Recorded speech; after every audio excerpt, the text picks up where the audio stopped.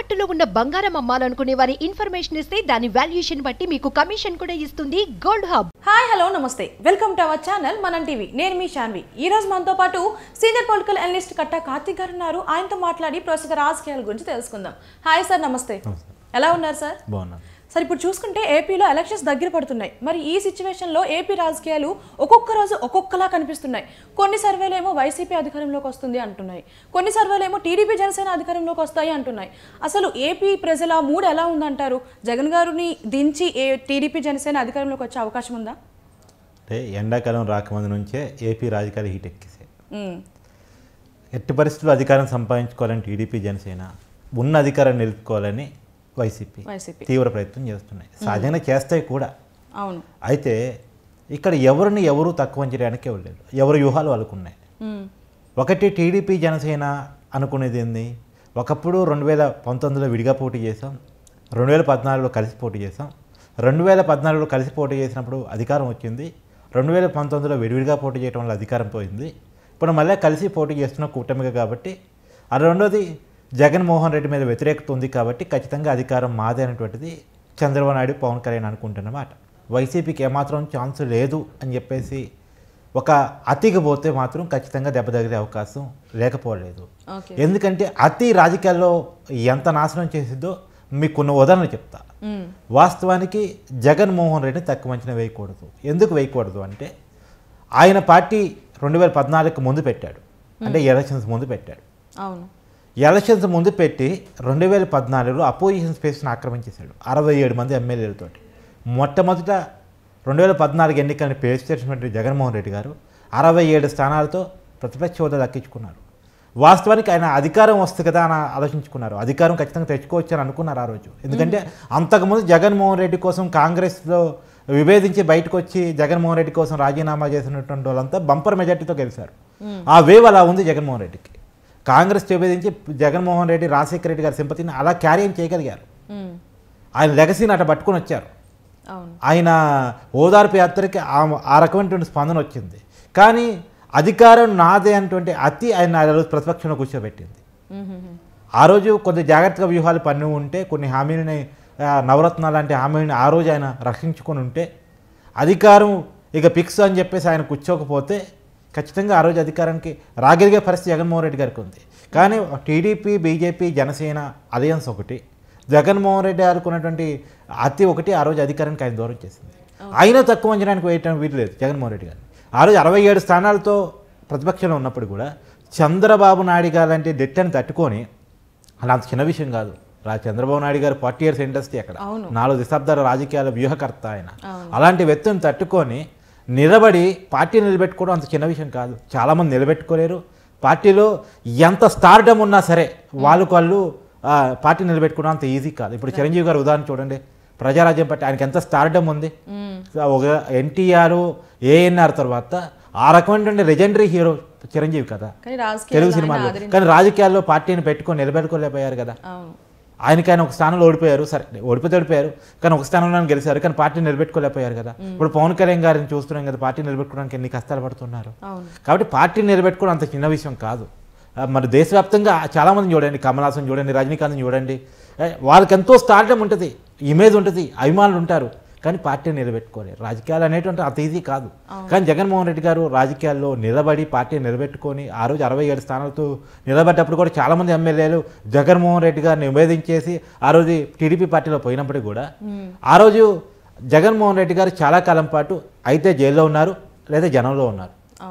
జనంలో ఒక పాదయాత్ర చేసి తను నవరత్నాల పథకాన్ని రచించుకునే జనంలోకి బాగా తీసుకెళ్ళి, ఆ పథకాల ద్వారా అయితే ఏంటి, తను ఒక నిర్మించుకున్న ఇమేజ్ ద్వారా అయితే 151 సీట్లని 2019 ఎన్నికలు సంపాదించుకోగలిగారు. వాస్తవానికి ఎప్పుడూ ఆంధ్రాలో కాంగ్రెస్ బలమైంది అని ఎందుకంటున్నానంటే, కాంగ్రెస్ ఓట్ బ్యాంకే వైసీపీకి షిఫ్ట్ అయింది. రాష్ట్ర విభజన తర్వాత కాంగ్రెస్ మీద వచ్చిన వ్యతిరేకత దిశగా కాంగ్రెస్ పార్టీ కనుమరుగయ్యి రాజశేఖర రెడ్డి బిడ్డగా కాంగ్రెస్ ఓట్ బ్యాంక్ మొత్తం కూడా జగన్మోహన్ రెడ్డి గారికి వచ్చేసింది. కానీ ఆ ఓట్ బ్యాంకే 151 సీట్లు సంపాదించి పెట్టిందని మనం అనలేం. జగన్ తన సొంత ఓట్ బ్యాంక్ని సంపాదించుకోగలిగాడు, సొంత ఇమేజ్ని సంపాదించుకోగలిగాడు, సొంత క్యాడర్ని సంపాదించుకోగలిగాడు. ఆ సొంత ఇమేజ్, సొంత బలం కూడా తోడైతేనే 151 సీట్లకు వైసీపీ ఎదగగలిగింది. 67 సీట్లతో 2014 ఎన్నికల్లో గెలవగలిగినటువంటి వైసీపీ 2019 నాటికి 151 సీట్లు గెలవగలిగిందంటే అది బెంపర్ మెజార్టీ కదా. 175 స్థానాలు ఉన్నటువంటి ఏపీ అసెంబ్లీలో 151 స్థానాలు సంపాదించుకోవడం అంటే 4 దశాబ్దాలు చరిత్ర ఉన్నటువంటి టీడీపీ పార్టీని 23 స్థానాలకు పరిమితం చేయటం అంటే అది చిన్న విషయం కాదు కదా. కానీ ఇప్పుడు రాజకీయాలు చూసుకుంటే ఒక్కొక్క రోజు ఒక్కొక్కలా కనిపిస్తున్నాయి. అయితే ఇప్పటికీ జగన్మోహన్ రెడ్డి గారికి తన వ్యూహం తనుకుంది. జగన్మోహన్ రెడ్డి గారిని తక్కువ రేటుకి వెళ్ళలేదు. జగన్ గారికి తన ఓటు బ్యాంక్ ఏందో చాలా క్లారిటీ ఉంది. రోజువారీ మాట్లాడే middle class, above middle class, మైకులు పెడితే మాట్లాడేవాళ్ళు, అంటే రోజువారీ రాజకీయాల గురించి బాగా చర్చించే వాళ్ళు, రాజధానిలోనో లేదా ఉద్యోగాలను, పరిశ్రమలను ఇలా చర్చించే వాళ్ళు తన ఓటు బ్యాంకు కాదని జగన్మోహన్ రెడ్డి గారు ఎప్పుడూ డిసైడ్ అయిపోయారు. తన ఓటు బ్యాంక్ ఎవరు అంటే తన నవరత్నాల ద్వారా ఎవరైతే లబ్ధి చెందుతున్నటువంటి రూరల్ ఓట్ బ్యాంక్ మెయిన్గా ఉందో, పింఛన్ల ద్వారా, ఇతర పథకాల ద్వారా, అమ్మఒడి అంటే ఇలాంటి పథకాల ద్వారా రోజువారీ లబ్ధి పొందుతున్నటువంటి గ్రామీణ ప్రాంతాల్లో ఉన్నటువంటి అంటే లోయర్ క్లాస్ ఓట్ బ్యాంక్ ఏదైతే ఉందో, ఎస్టీ తన మెయిన్ ఓట్ బ్యాంక్ అని జగన్మోహన్ రెడ్డి గారు భావిస్తున్నారు. అందులోనూ ఉమెన్ ఓట్ బ్యాంక్ తన మెయిన్ ఓట్ బ్యాంక్ అని జగన్మోహన్ రెడ్డి గారు భావిస్తున్నారు. అందులో పవన్ కళ్యాణ్ గారి గత వ్యాఖ్యల ద్వారా కావచ్చు, టీడీపీ యాక్షన్ ద్వారా కావచ్చు, మొత్తంగా వాలంటీర్ల వ్యవస్థ ఏదైతే ఉందో అది టీడీపీ జనసేన డిజైన్ చేసుకుంది, వైసీపీ ఓన్ చేసుకుంది. అంటే ఆ వ్యవస్థను తీసుకొచ్చింది వైసీపీ, దాంట్లో సగం పైన కార్యకర్తలు వైసీపీ వాళ్ళని చెప్పేసి చాలామంది వైసీపీ లీడర్లే ఓపెన్గా చెప్తూ ఉంటారు. సో వాళ్ళు చాలా కనెక్టివిటీ సంపాదించుకున్నారు ప్రతి ఇంటితోటి. ప్రతి 40 ఏళ్ళకి ఒక వాలంటీర్ ఉన్నారు. వాళ్ళు ఎంత కాదన్నా ఇన్ఫ్లుయెన్షియల్, చాలామందిని ఇన్ఫ్లుయెన్స్ చేయగలిగినటువంటి వాళ్ళు. సో వాళ్ళు ఇన్ఫ్లుయెన్స్ చేసి తేగలిగేటువంటి ఓట్ బ్యాంకు పోల్ మేనేజ్మెంట్ చేయగలరు వాళ్ళు. ఆ పోల్ మేనేజ్మెంట్కి వైసీపీ గృహసాధుల ద్వారా కావచ్చు, వాలంటీర్ల ద్వారా కావచ్చు ఒక పెద్ద వ్యవస్థ నిర్మించుకొని పెట్టుకుంది పోల్ మేనేజ్మెంట్ కోసం. సో ఆ పోల్ మేనేజ్మెంట్ వైసీపీని బతికిస్తుంది. ఖచ్చితంగా ఇవాళ సభలకి సిద్ధం సభలు పెడుతుంటే అలా జనాలు వస్తున్నారంటే కారణం ఒక వ్యవస్థ నిర్మితం అయి ఉండటమే. వైసీపీ ఒక చాలా పెద్ద పోల్ మేనేజ్మెంట్ వ్యవస్థ నిర్మించుకుని ఉంది. సో చాలా పెద్ద వ్యూహంలో జగన్మోహన్ రెడ్డి గారు ఉన్నారు. టీడీపీ కాకపోతే ఏంటంటే టీడీపీ జనసేన అలయన్స్గా పోటీ చేస్తే ఖచ్చితంగా రిజల్ట్ పోయినసారి వచ్చినట్టు 151 సీట్లు వస్తాయని జగన్మోహన్ రెడ్డి గారు భావించట్లేదు. వైసీపీ మీద ఖచ్చితంగా వ్యతిరేకత ఉంది. గతంలో వైసీపీ కేసిన ఓట్ బ్యాంక్ అంతా కూడా వైసీపీతో ఈ రోజు లేదు, ఒప్పుకుందాం. అది జగన్మోహన్ రెడ్డి గారికి కూడా తెలుసు. అయితే ఆ ఓట్ బ్యాంక్ని వీళ్ళ వైపు తిప్పుకోవటం, రెండోది టీడీపీ ఓట్ బ్యాంక్ జనసేన వైపు, జనసేన ఓట్ బ్యాంక్ టీడీపీ వైపు ఖచ్చితంగా షిఫ్ట్ అయ్యేటట్టు చూసుకోవటం, అది చాలా పెద్ద టాస్క్. ఈ మధ్య కాలంలో వైసీపీ ఒక గేమ్ ప్లే చేస్తూ ఉంది. ఎట్టి పరిస్థితుల్లో పవన్ కళ్యాణ్ అభిమానుల్ని, ప్రత్యేకించి కాపు సమాజ వర్గాన్ని, ఎవరైతే జనసేనకి అండగా ఉన్నటువంటి సామాజిక వర్గం ఏదైతుందో ఆ సామాజిక వర్గాన్ని గట్టిగా రెచ్చగొట్టే ప్రయత్నం చేస్తుంది. పవన్ కళ్యాణ్కి 24 సీట్లు ఇవ్వటం మీద కావచ్చు, పవన్ కళ్యాణ్ సీఎం కాకుండా చంద్రబాబు కోసం ఉపయోగపడుతున్నాడు, చంద్రబాబు సీఎం చేయడం కోసం ఉపయోగపడే ప్యాకేజ్ ఇస్తారని పవన్ కళ్యాణ్ అలా మారిపోయాడు. పవన్ కళ్యాణ్ సీఎం అయ్యే కాడికి వస్తే, పవన్ కళ్యాణ్ ఎక్కువ సీట్లు సంపాదించుకునే కాడికి వస్తే మీరు సపోర్ట్ చేయాలి, కానీ టీడీపీ కోసం మీరు సాక్రిఫైస్ చేయాలా అని చెప్పేసి ఒక కాపుని రెచ్చగొట్టే ప్రయత్నం చేస్తున్నాడు. అది జనసేన ఓట్ బ్యాంక్ని టీడీపీ వైపు షిఫ్ట్ కాకుండా చూసే ప్రయత్నాన్ని జగన్మోహన్ రెడ్డి సక్సెస్ఫుల్గా చేస్తున్నారు. అది కనుక సక్సెస్ఫుల్గా జగన్మోహన్ రెడ్డి గారు చేయగలిగితే అది జగన్మోహన్ రెడ్డి గారికి చాలా పెద్ద అడ్వాంటేజ్ అవుతుంది. వీళ్ళిద్దరూ సరిగా కోఆర్డినేషన్లో పోకపోతే. కానీ ఇటువైపు కూడా చాలా ప్రయత్నం చేస్తున్నారు కోఆర్డినేషన్ మంచిగా ఉందని చెప్పుకోవడం కోసం. ఏది ఎట్సే పరిస్థితుల్లో టీడీపీ ఓట్ బ్యాంక్ జనసేన వైపు, జనసేన ఓట్ బ్యాంక్ టీడీపీ వైపు షిఫ్ట్ అయ్యేలా వీళ్ళ ప్రయత్నాలు వీళ్ళు చేసుకుంటున్నారు. కానీ ఏ మేరకు దీంట్లో సక్సెస్ కాగలంటే చాలా ఇంపార్టెంట్ టాస్క్. వీళ్ళు కనుక ఈ విషయంలో సక్సెస్ కాకపోతే, పోల్ మేనేజ్మెంట్లో విఫలం అయితే, కోఆర్డినేషన్లో విఫలం అయితే, ఈ కూటమిని సక్సెస్ఫుల్గా ముందుకు తీసుకెళ్ళడంలో ఏమాత్రం విఫలమైనా సరే మొత్తానికి దెబ్బ తగిలే అవకాశం ఉంది. రెండోది అతి చేయకూడదు.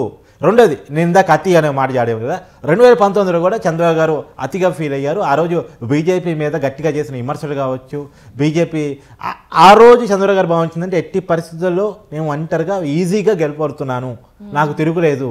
జగన్మోహన్ రెడ్డి లేదా వైసీపీ పార్టీ అని చాలా చిన్న పార్టీ, జగన్మోహన్ రెడ్డి అనేవాడు చాలా చిన్నవాడు, నా ముందు అతను నన్ను గెలవగలడా అని చెప్పేసి అతికిపోయారు చంద్రబాబు గారు. చాలా తక్కువ అంచనా సార్.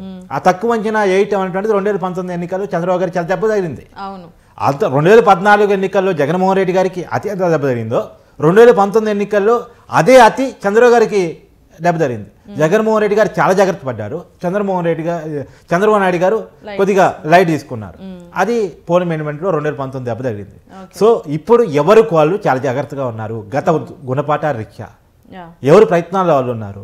కానీ నేను చెప్పేది టీడీపీ జనసేన కూటమికి మీరు ఏమాత్రం మీ ప్లానింగ్లో విఫలమైనటువంటి సరే, ఎందుకంటే గతంలో కొన్ని ఉదాహరణలు నేను మీకు చెప్తాను. జగన్మోహన్ రెడ్డి గారు వ్యూహాల్లో చిక్కుని చంద్రబాబు గారి తగిన దెబ్బలు చెప్తాను. అసలు చంద్రబాబు నాయుడు గారు బీజేపీ నుంచి బయటికి రావడానికి, అంటే ఎన్డీఏ కూటమి నుంచి బయటికి రావడానికి, ఇవాళ బీజేపీతో మళ్ళీ కలుస్తున్నారు కదా, ఆయన బయటకు రావడానికి కూడా ఆ వ్యూహం జగన్మోహన్ రెడ్డి గారి వ్యూహం.